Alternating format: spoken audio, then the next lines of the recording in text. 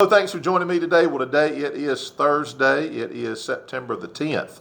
We're past that halfway part of another week. We're one-third into the month of September, and boy, time sure is flying. But I hope your Thursday's going well, and I hope this devotion will help make it go well. Well, we started our series on Monday about when God's people show weakness. We looked at the principle on Monday. We've looked at Job. We've looked at Manoah, Samson's father. And today we're going to look at Peter. And I guess if anybody would be considered someone who has shown spiritual weakness, then it would be Peter. So we're going to look at Peter today in just one instance here.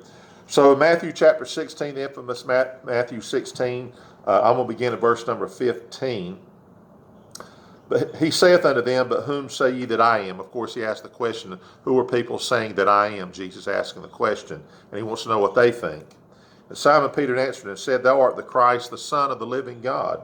And Jesus answered and said unto him, Blessed art thou, Simon Bar-Jonah, for flesh and blood hath not revealed it unto thee, but my Father which is in heaven. Now, we all know what follows there. Of course, Jesus speaks about the church and the gates of hell not prevailing against it. And he basically said to Peter, Peter, the answer that you gave me did not come from you. It did not come from the world. It came from my Father. You've been enlightened. You've had spiritual enlightenment. And he was praising him for that. But I'm not sure how much time passes, but within the very same chapter, as we get down, then of course in verse 20, then charged he his disciples that they should tell no man that he was Jesus the Christ. From that time forth began Jesus to show unto his disciples how that he must go into Jerusalem and suffer many things of the elders and chief priests and scribes, and be killed and be raised again the third day. Now notice Peter's response here. Then Peter took him and began to rebuke him. Who rebukes the Lord? But Peter rebukes the Lord, saying, Be it far from thee, Lord, this shall not be unto thee.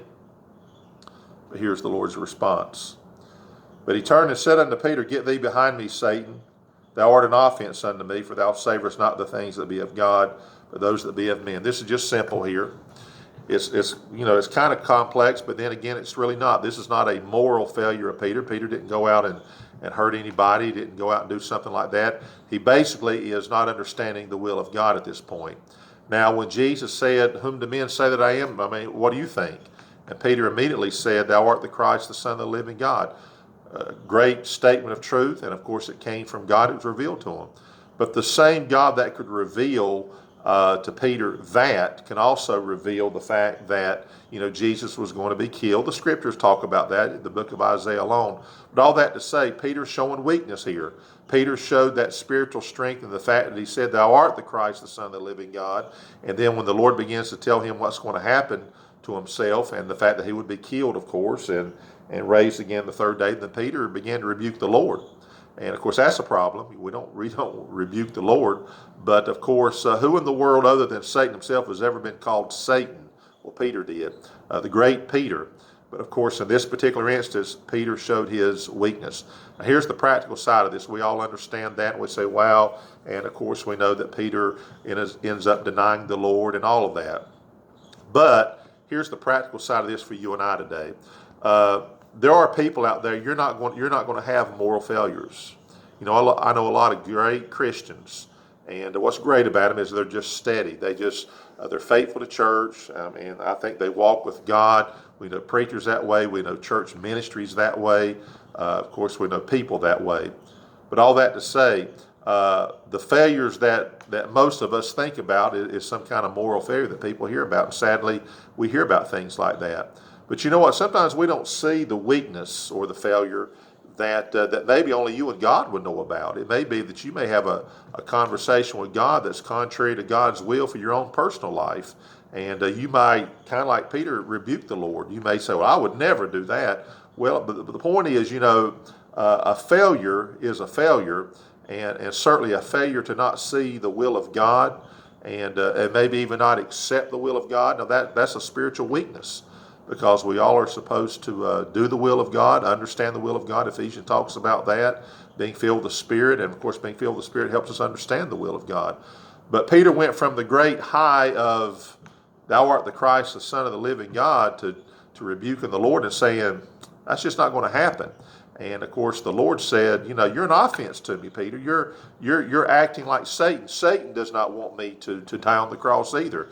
So what seemed like a defense of Jesus was actually being kind of standing in the way of God's will for the Lord Jesus Christ. So we don't want to do that. So I'm saying that because if there's been times you have thought and maybe you fought against the will of God, then that's a spiritual weakness. There's no doubt about it.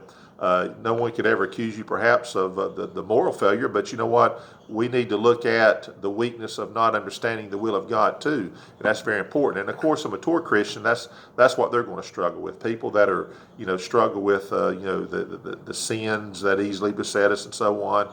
That's a different level.